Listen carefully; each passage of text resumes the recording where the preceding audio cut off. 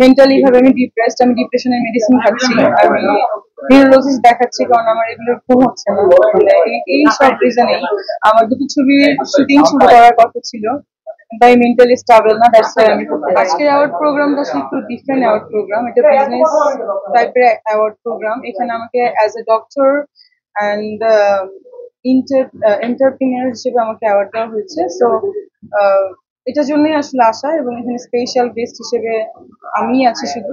তো এই সব মিলে খুব ভালো লাগছে আসলে। মানে গত সপ্তাহে একটা অ্যাওয়ার্ড ছিল, সেম ডক্টর হিসেবে অ্যাওয়ার্ড ছিল, বিজনেস প্রোগ্রাম, বাট আমি যেতে পারিনি বিকজ আমি একটু মানে মেন্টালি সিক ছিলাম। তো ভালো, সব অ্যাওয়ার্ডই আসলে ভালো ইন্সপায়ার করে।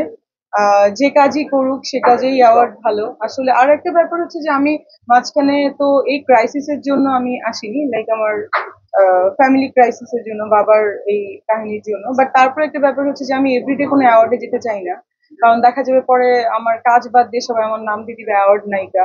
তো আমি আসলে মানে এই জন্যই আমি আজকেও ভাবছিলাম একটু স্কিপ করবো, বাট মনে হলো অনেকদিন ক্যামেরার সামনে যাই না, এবং শুটিং শুরু হচ্ছে আমার বিবরের এবং আত্মঘাতী সিনেমার, আরো দুটো ছবি সাইনিং হয়েছে, নামটা বলতে নিষেধ আছে এই জন্য বলছি না।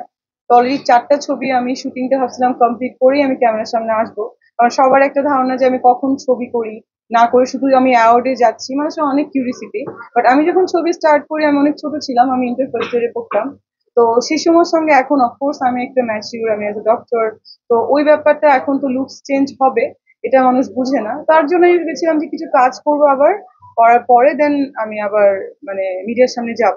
তো তারপরে তো আসলে প্ল্যানটা মানে হলো না, আমি একটু মেন্টালি উইক আছি, সিক আছি। দেখা, কারণ আপনারা জানেন যে আমার বাবা মারা গেছে, 3 মাস হতে যাচ্ছে।